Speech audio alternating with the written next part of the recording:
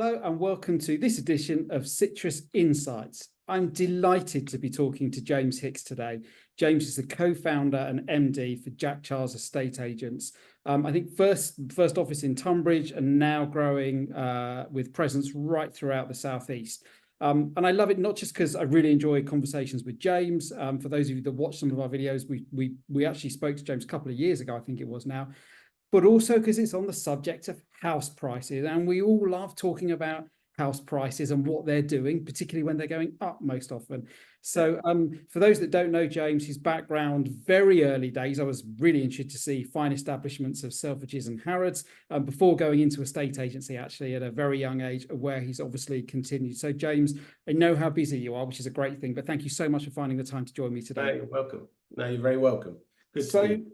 Thank you. Well, if I may start, a little while ago, actually, earlier this year, I interviewed Matthew Cumber, who's the managing director of Countrywide Surveyors. And he was, I would say, quite buoyant, actually, about the housing market. So it'd be great to get your perspective at the sharp end. What have you seen so far in 2024 with regards to the housing market? Okay. Now, you did say it was about a few months ago, didn't you, that you spoke to him?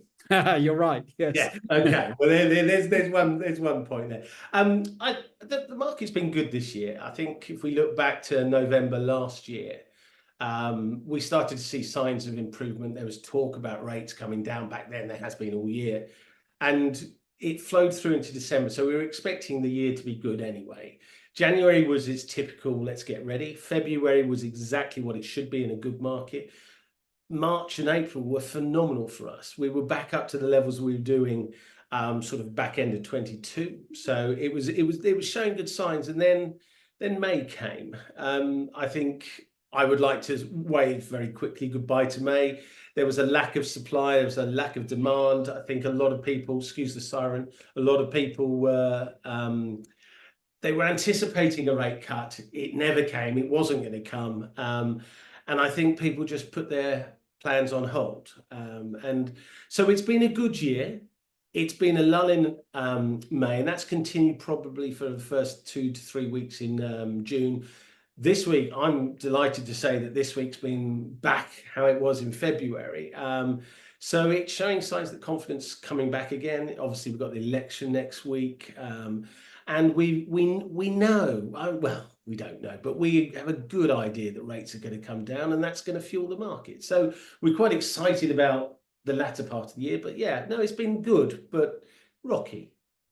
Okay, interesting. Thank you. And I guess when you look at, particularly when it was really busy, and you're talking about, again, currently in June, is there any tilt towards kind of existing owners looking to move either up or downsize, or first-time buyers entering the market? What do you see? No tilt. We've got a natural supply of first-time buyers. We always have. I think what we're finding is there's the odd pocket where there's not a lot happening, and in the market, certainly where we are, our average house price is about 580, 600. The market slightly above that. There seems to be not a lot of activity coming on, not a lot of properties within that price. But there is a steady flow. I mean, there's a natural, it's the 3 Ds, isn't it? Although hopefully debt doesn't come into it, but death and divorce are huge at the moment. Sadly, I haven't experienced such a high level before of separations, both married and unmarried couples, and that's quite sad. And obviously death, we have that all the time, which fuels the market. We've got a lot of people who are sort of downsizing, who in effect are just starting the process, and I've experienced the cost of living coming into that, where people are deciding whether they want to move, or can they afford to move, can they afford to stay more likely. But it's, I mean, overall, I can't think of the word, to be honest with you, that I'm trying to get at, but overall, there's a steady flow in each bracket and in each type of scenario for people wanting to move.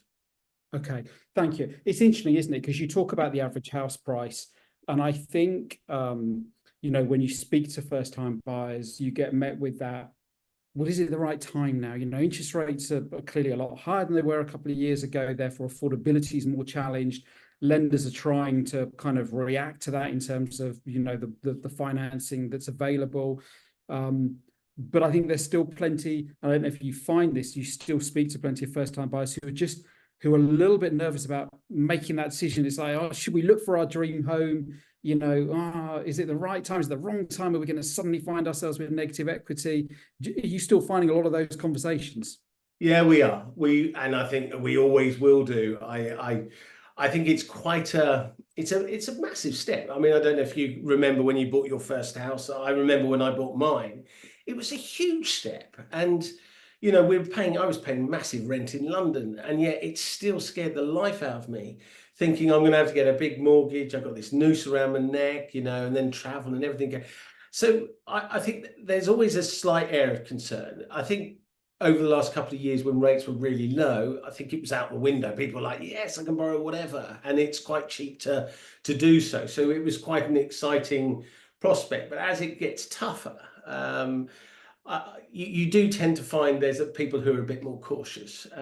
First-time buyers, yes, they're generally accompanied with a voice in their ear, either with them at an appointment, but mum and dad are there on the corner, friends and family. Everyone's got an opinion. We all have. But we've had a funny market, and I think it isn't just first-time buyers who are cautious. I think it's actually starting to become quite a lot of people who are selling who are buying on. And I think the roles have changed. I think first-time buyers, they know what they can afford. Their biggest problem, and some have been looking for some time, their biggest problem is they've been out viewing houses that they could have afforded. Then the rates went up and they didn't like what they could afford. So you can imagine how they are now. They're not, house prices haven't actually dropped, but their affordability has changed. So they're finding it even harder to like, what's out there, because actually they can't even afford what they didn't like in the first place. So it has changed. And so we found you've had a cycle of people disappear from the housing market with a view that they're just sitting back, they're in rented or whatever, they're quite happy with family. And now they're slowly coming back. And so, yeah, I wouldn't want to be a first-time buyer now. I couldn't afford to be a first-time buyer now, to be honest with you. And that's interesting, because I'm going to try and drag you without you giving any political bias, but I suppose it leads us on to a really interesting debate that's going on at the moment, which is, well, is that fixed through, much improved housing stock? To what extent would that ease it? Then you've got other views over, actually, is there an impact potentially of VAT on certain school fees, and therefore, kind of significant growth in prices with properties that are within a really close proximity to a state school. So without dragging you into politics, it's kind of, what are you seeing all of those different tensions play out at the moment? Yeah, we're seeing a little bit of everything. I mean, if we take the VAT side of things, I think house prices around popular schools, they'll always be high. They'll always be, it's location. It's that same old horrible saying, but it's very true. So house prices will always be high in the better spots and the better locations. In terms of am I seeing any house price growth with the looming sort of influx of VAT from potentially a new government? I'm not seeing a massive rise. I think we may start seeing some change after the election. If it's implemented, we might start thinking that, okay, house prices are starting to rise, but I think they're high anyway, because people want to be in those locations for school. In Tunbridge Wells, you've got a school called, I know it's only a primary school, but there's Claremont Primary School, and it's such a tight sort of catchment area. People pay a premium. The house prices in the village area, and they're astronomical. And but the houses are beautiful, don't get me wrong. And same over here in Tunbridge, where you've got the Slade, very much high demand.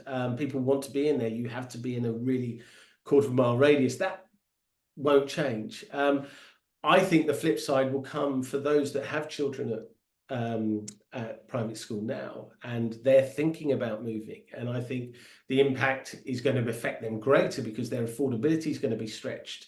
They may not be able to borrow as much as they think they could borrow, and most of the people I know, I would say 95% of them will not forego their children's education over a house move. That is probably their priority, as it should be. Kids are our priority. And so I think we're having we'll have a slight lull because of people waiting to find out what's happened. Now, if they don't bring in VAT and things like that, then I think there's a pocket in the market where there's a void, it will start to flow.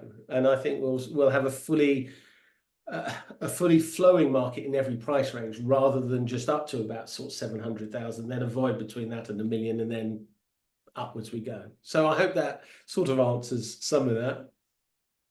It does, thank you. And I suppose it leads me probably to a final question, which is, listening to you, I sit here and you always think about your personal circumstances, but you really empathize with all of these different things that are playing out now. If you're looking at buying, and no doubt there were equally as many things, 5 years ago, 7 years ago, where, a number of people would just be really pleased they made the decision at the time to move or to get onto the housing ladder, and what it's enabled them to do now.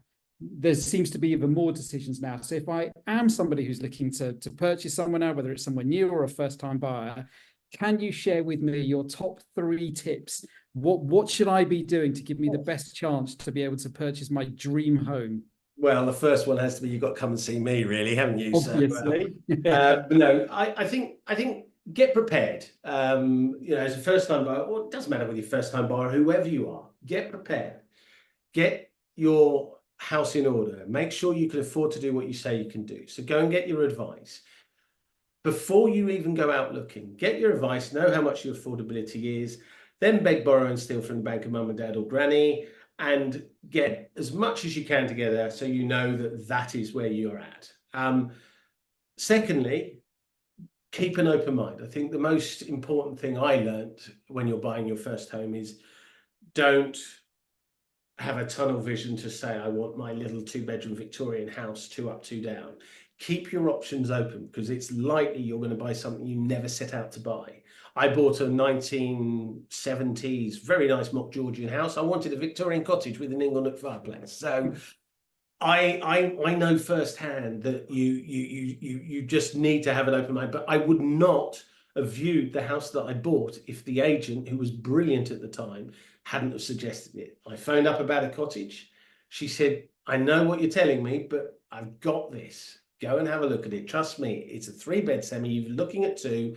It's modern. It's got everything you want. I fell in love with it. It's crazy. So don't sort of limit yourself. Don't have any. Don't restrict yourself and be too harsh on what you're looking for, because actually, once you're inside a property, it's irrelevant what the outside is. Yes, I always judge a book by its cover, and I look at a house and think, yes, it's attractive, that will do. But inside, it's all about what works, and it's about the future.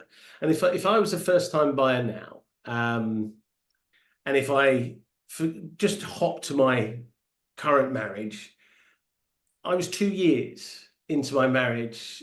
Actually, I didn't get married. I had children before I got married, much to my father's disgust. But no, I had children, and it went like that. So you buy for now, but actually don't look for the future. Just take that little step back and go, okay, what happens in 2 years' time? Because in 2 years' time, we want kids and we want to sell. Do I want to go through that hassle? Do I want to spend all that money? I've got a nice, safe life here, yes, but if you look at what the market does over a 12-year period, it will always rise. Then it will fall, it might fall away, and then it will rise again. So the likelihood is what you want in 2 years' time is going to be a bit more. So if you can stretch yourself and look at it, look for the future. So don't just say, right, that's practical, that's great, that's always good. But sometimes life changes, and it changes very fast, as does the market. Now, you sort of haven't mentioned sort of what's going to happen, but if I was advising someone to buy now, because it's quite a poignant time, do I wait for rates to drop? Because rates are going to drop. Well, I'm not a gambling man. I think rates will drop. But when? I think there'll be August, possibly, maybe on. I've been saying it for the last year, by the way. So I'm pretty good at predicting that things are going to happen when they don't. Not. But I think if you look at the market, my advice to first-time buyers is get out there now, because when we look at COVID and we look at what happened to COVID, everyone came out of COVID thinking the market was going to drop.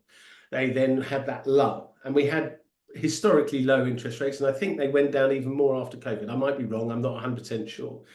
But the market had a lull, which is what we're almost mirroring what's happening now. So we're going to have an election, rates are going to remain relatively low, they're going to drop.